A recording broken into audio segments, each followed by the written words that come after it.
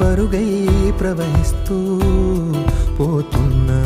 ఏం చూస్తూ ఉన్నానే వెతికానా ఏదైనా, ఊరికెనే చుట్టూ ఏవేవో కనిపిస్తూ ఉన్నా.